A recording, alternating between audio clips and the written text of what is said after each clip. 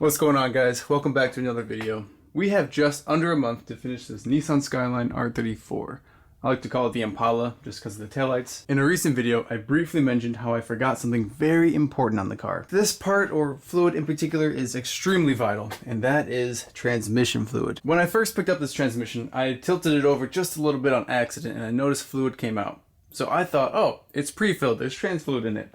Luckily, someone commented in the last video, shout out to you, thank you by the way, that, oh no, that's not transmission fluid, that's shipping fluid, so it doesn't rust while it's sitting on the shelf or being moved around in different climates and whatnot. So I've been driving this thing around on no trans fluid. Kind of sketchy. It was a brand new transmission. Well, now it was. Now it's probably equivalent to a 200K transmission, let's be real. So the very first thing I want to do today is jack the car up, change out the transmission fluid. We're going to be using some MT90. This is GL4 rated. You don't want to use GL5 in these 90s transmissions because it'll eat the synchros away. And don't ask me why, but I can never find the GL4 rating in parts stores. I always have to special order it. Now there's a couple more parts and pieces that I want to install in the car as well. One of them we'll do while we're under the car changing the transmission fluid, and that is this part right here. This is a Nismo transmission mount, and if you guys remember, the transmission mount that I used was actually a Z32 mount that I actually took off of this transmission right here. So it's old and crusty. Plus, I didn't know if maybe that was the cause of the vibration that's happening above 60 miles per hour. That's another thing. We have to diagnose why this thing's vibrating. But we'll get to that. That's a whole different topic. I have a diff in the works for that. This will be pretty easy. Just 4 bolts. There are a few other pieces that we're going to throw on today as well.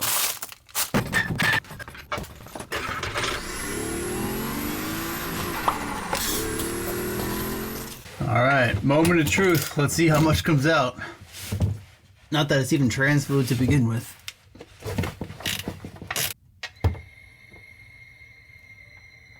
Oof. Oh, for this to have that much shavings on it, being brand new, you know what, that's actually not too far out. That looks like oil, right? That's not water. I think the trans will be fine. It's not like we did a whole drift event on it or anything. There's no chunks. We're good. We're good. Let's clean this drain plug off. Oof. It's pretty goopy. It's all brand new. It needed to mesh together. It's fine. It's fine. I'm just going to keep saying it's fine. There's no chunks. That was the main concern.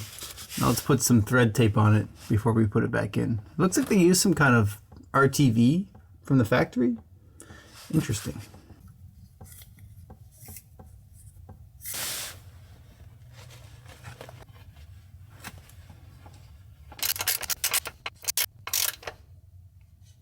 Got the drain plug installed, take off the excess. Now the fill plug's right here. I'm gonna take this one off, but I'm gonna fill the transmission fluid from the top.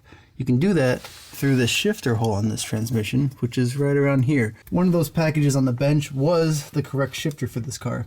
If you guys missed out on a recent video, basically I took the shifter off of my S13 here, which just so happened to be an R33 shifter, which I didn't know was different. But again, thanks to you guys commenting, I now know the difference between an R33 and an R34 shifter. Another thing I'm realizing is, yeah, this transmission's brand new, but look at this. It's already rotting away. There's already corrosion forming on here. That's insane. I kind of want to just coat this whole thing in a light coat of oil. That's crazy. It's just been sitting in the garage.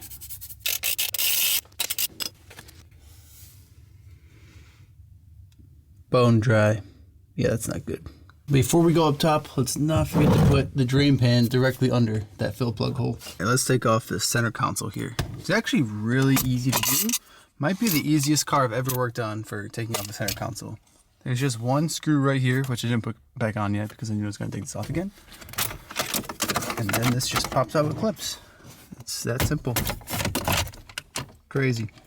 I'm just going to swing it to the side. Obviously, it has the aux plugged in still, but whatever. This boot is actually off my S13, so it's not really the correct boot. Now, I did order all of the factory plastics and rubbers and a bracket here, so that we can finish this completely OEM factory style. It's not going to look like we were ever in here. I'm going to keep the shift knob for this car. Kind of like it in here. It's an OG Greddy. Always love these. Take this off for more accessibility. Alright, now we got this boot, which I didn't zip tie on, which they're supposed to from the factory. Kind of interesting. But I didn't because I knew I was going to take it off again. And now we have one snap ring on the bottom. Got the snap ring pliers, just pinch it. All right. Now when I pulled this off the S13, I did have to swap out this lower bushing. The bushing that was from the R33 transmission was a little bit bigger. I'll compare them side by side now. But first, before we forget and get any further, let's put in the transmission fluid. I think we've gone long enough without having it. I'm also not sure how much fluid it takes. I've seen 3, I've seen 2.5 quarts, so I don't know. It's got 4 just to be safe.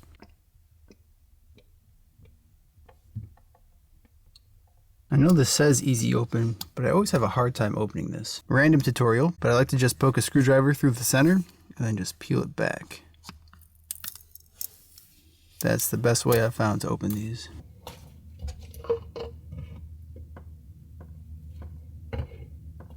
Okay, it took just over 4. I don't know why I thought it was only 3 quarts. Maybe that was for the R33 trans? I'm not sure. Luckily, I saved an extra quart the last time I put it in my 240. It wasn't a full bottle or anything, but it was just enough. The RB25 big box takes just over 4 quarts, or 4 liters. I'll just see what the bottles say. These were quarts. Before we put the car back on the ground, I do need to put on the transmission mount, but before we do that, I want to handle everything in the interior. That way that hole is not open. I'll put these on the S13 workbench.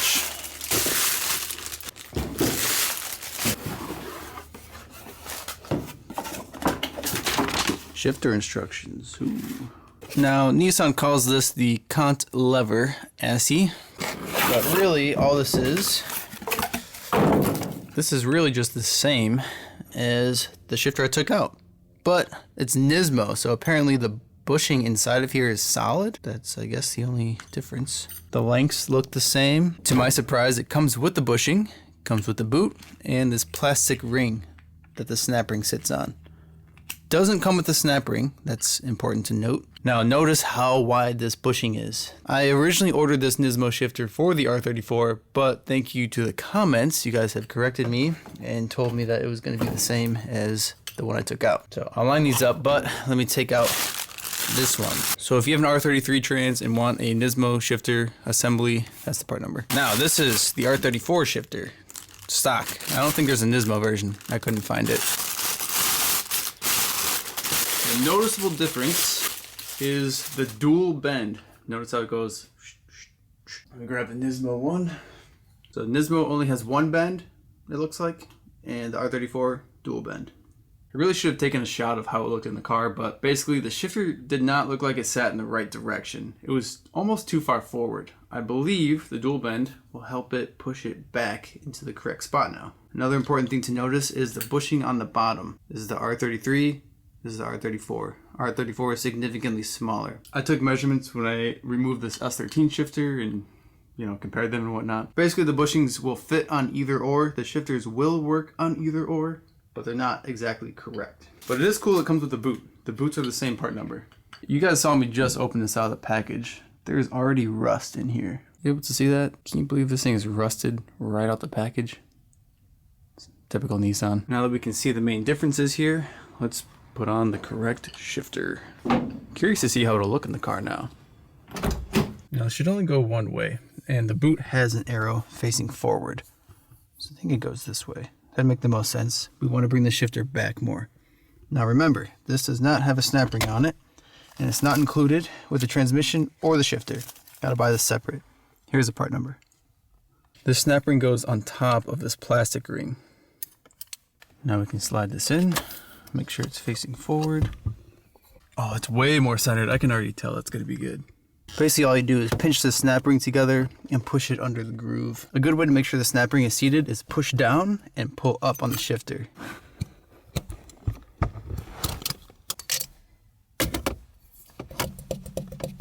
Perfect.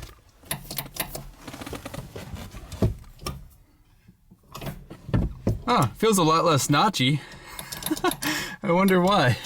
Well, since the transmission is actually filled this time, we've got the correct shifter on, we can actually secure this properly. You can see there's a little ridge on the bottom. This right here. This is where a zip tie is supposed to sit from the factory. There's actually a part number for it and everything. I didn't buy it because I have zip ties here. I don't need a factory zip tie. The zip has been tied. Now let's tidy up this area with all the factory insulation. Here's our stack of interior bits. Have a factory manual center console. And then there's 3 pieces for the insulation. 4 if you include the shift boot. We got the S13 style looking boot. This might actually be the same part number. I'm not sure. Oh, this one goes in the bottom. This is the insulator. Dang, should this have gone on before the shift boot? No, this would be fine. And then the ring that holds all of it together. I always like to try and leave them in the bag so you guys can see the part numbers. There is a difference, by the way. There's an early model and a late model. I'm not even sure if this is going to be the right one. This one in particular is for an early spec. This Skyline is a 99, which I believe is an early spec. I feel like on the S13s, they don't coat these. They're always rusty. Since I have the boot off of the S13, I guess we can compare this. Oh, that's got to be the same. Yeah, those gotta be the same. Let's check the bottoms. Skyline might be a little smaller. I don't know if mine is stretched out though. Interesting. This one's gonna go first. Looks like we have 2 arrows. One here and one on the opposite side. I'm assuming that means front or back. Get this harness out of the way. Oh, I'm sure just this part alone is gonna quiet the cabin tremendously. Alright, this one's got an arrow. This is only one way. Slide that guy down. And then the ring. It looks like there's an arrow right at the edge.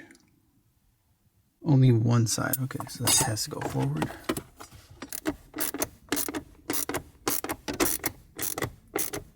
Last but not least, the center console. Also, I found the box. Here's the part number. Ooh, so fresh.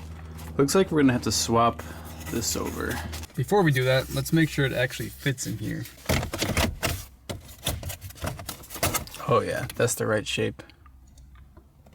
That's gonna look sweet. Alright, let's figure this out.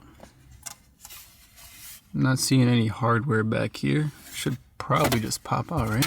Okay, not gonna lie, that was the hardest I've ever struggled to take one of these cigarette lighters out. Basically, I had to break it apart into 3 pieces. It's not actually broken, luckily. Really tight fit. Just push it all the way in. And boom. That's it. Let's put this little guy in. This part acts as a ground. This tab acts as the power. And that little ground piece grounds through the metal cylinder. So you got to make sure you put it in the right way. There's 3 tabs that hold it in. Kind of overkill for a tiny little light bulb. That's all that is. Oh, good, good. Centerpiece is officially ready to rock. Now for the satisfaction of the full install.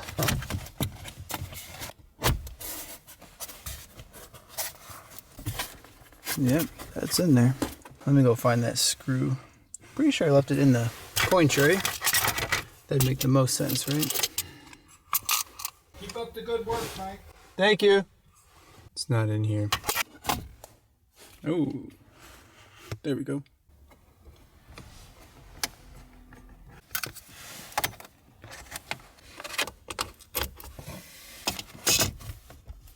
Last but certainly not least, shift knob.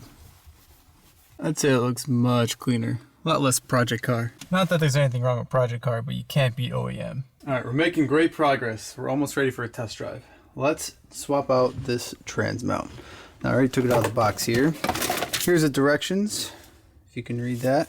Nice little diagram to tell you where it goes, in case you forget.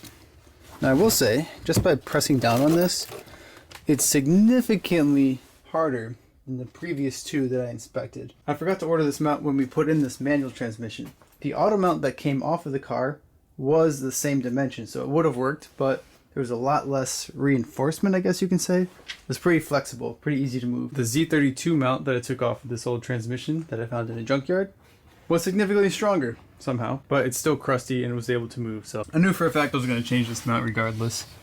So this is the correct orientation. Now notice this gap here. And when we look at this mount on the car, that gap is significantly closer. I don't know if it's supposed to sag that much. We'll see if this makes a difference.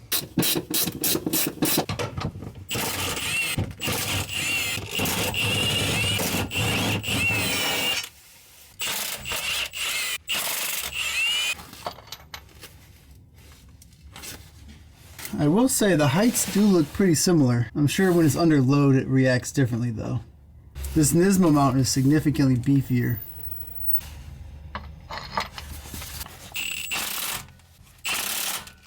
Now since I have it, I'm going to go ahead and throw on this new OEM manual trans mount.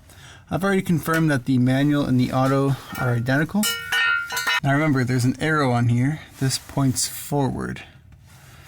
So it's got to go that way.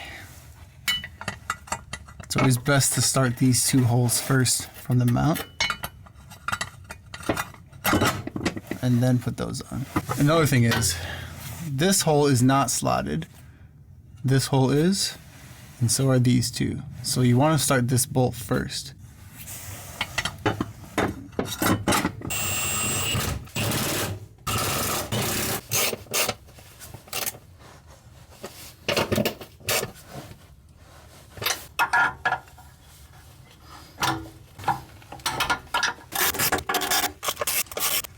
Now I am noticing that the transmission mount is significantly higher, as in there's more of a gap. I wonder if that was causing the driveline issue, because, you know, if the angle is too far off on the transmission versus the diff, that could cause a vibration. And I did already take the weight off the jack. Yeah, I guess we're ready for a test drive then.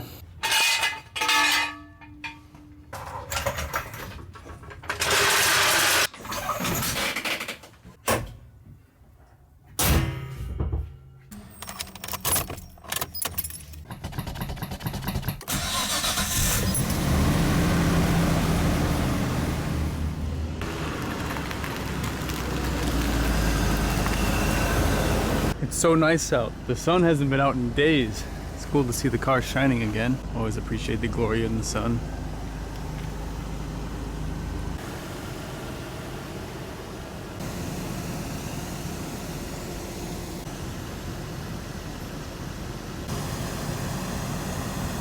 Initial thoughts? Seems much quieter in neutral. Now, I don't know if that is because there's transmission fluid in the trans now, or because we have all this insulation. It's probably a mixture of both of those. Now what I'm mostly curious is if it's still, man, this beep's annoying, if it still vibrates at 60 miles per hour or higher.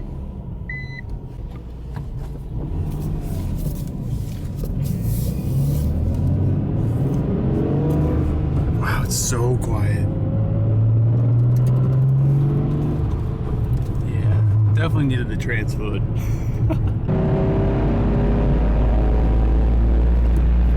Oh yeah, we're still vibrating. Can you guys hear that through the mic? I will say it definitely sounds like it's coming from the rear. I went inside and took a short break, came back outside, and it snowed and it's dark out. You never know what kind of weather you're gonna get here in the Midwest. The white on white kind of pops though, doesn't it? I think this might be the first snow in the Gloria. At least with it being fully completed.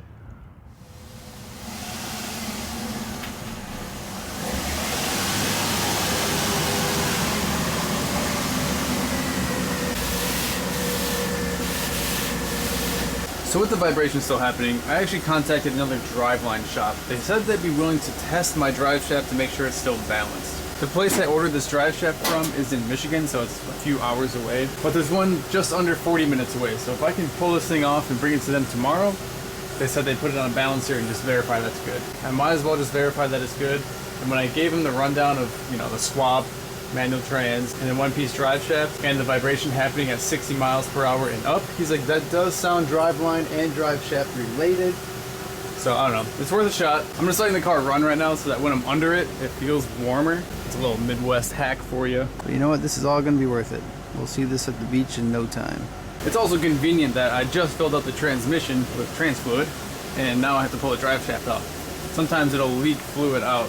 So what I'm going to try and do is tilt up the rear of the car so that the fluid stays in the trans. Hopefully, that's my goal.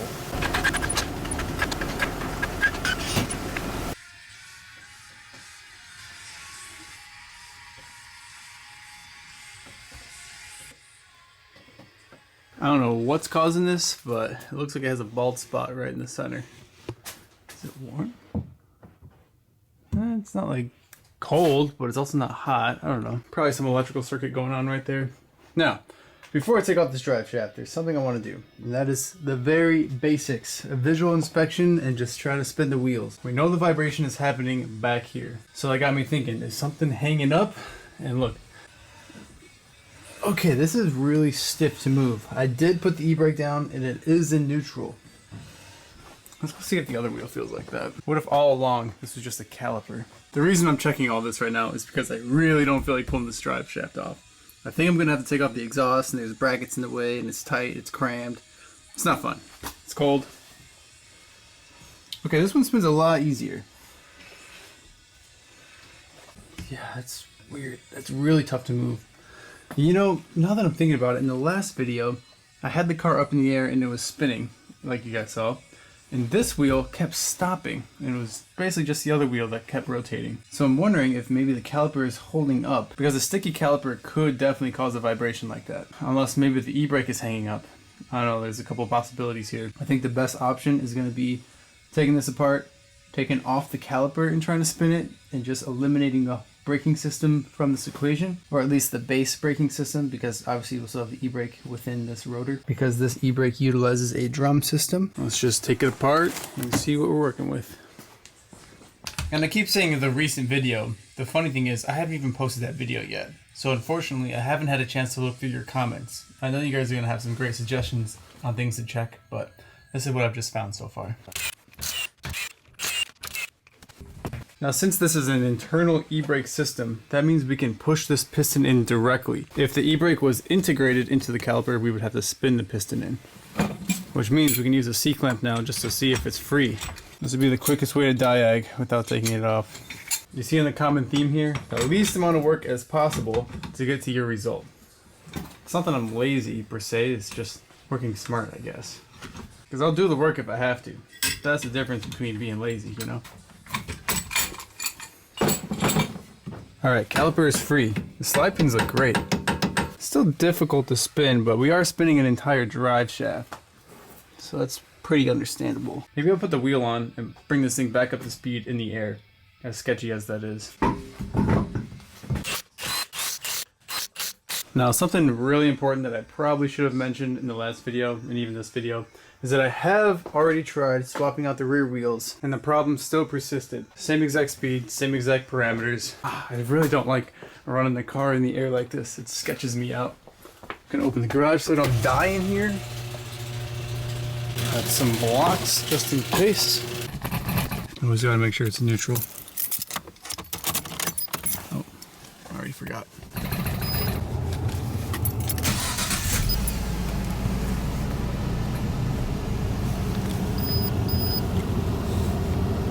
Fourth, fifth. It is vibrating right now, but it's not. It doesn't feel as bad. I don't know if it's because there's no load on the car. I haven't hit the brake pedal yet, so that means the piston is still released. So I'm gonna push it all the way down. Pedal went to the floor. That's normal. Pump it up a few times. Okay, now it's most likely sticky again if it is a caliper issue. Back up to speed.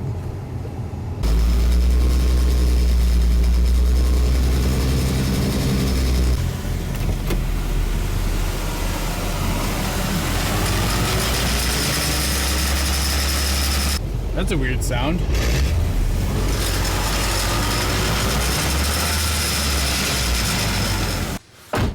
All right, let's see if it's sticky again. No, it's free.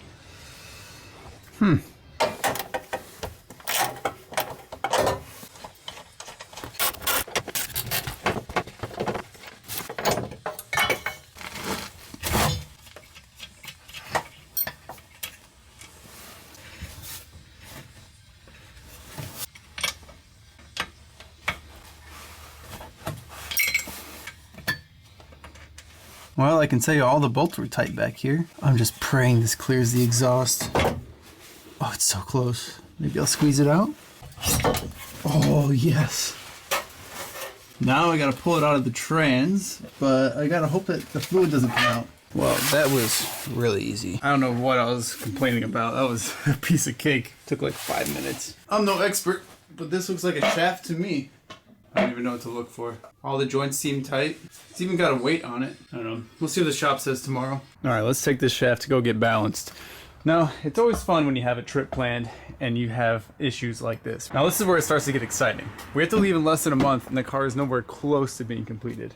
At least we knocked off a significant amount on the to-do list, but we have a long ways to go. I do have a couple updates on official dates where we're going to be headed. We're planning to host a meet somewhere in Tennessee on February 8th. That's going to be around Cookeville, Tennessee. We're going to try and host something in Georgia on the 10th. That's going to be around Atlanta area. I'm not too sure on a lot location yet, so if you have any information, let me know. Then the plan is to have a big meet in Tampa on the 15th, or Clearwater, somewhere in that area. I've reached out to a couple locations. I'm just waiting to hear back for approval. And then either the 18th or the 19th, we're going to be in Jacksonville, Florida. We're going to try and host a meet or something out there. We're still trying to find permission for a lot in that area. On our way up to Connecticut, we're going to stop in North Carolina. That's going to be around Mooresville, and that one is locked in. It's going to be on the 22nd from 8 a.m. to 12 p.m. I'll keep you guys updated with any information I find out. I need to start making these flyers and getting the word out. I think that's where we're going to end today's video. I'm going to go head to the driveshaft shop, and hopefully we can hear back soon about what's going on with that. Well, thank you guys for sticking around. Don't forget to drop a like if you haven't already. Subscribe to see more. See you in the next one. Peace.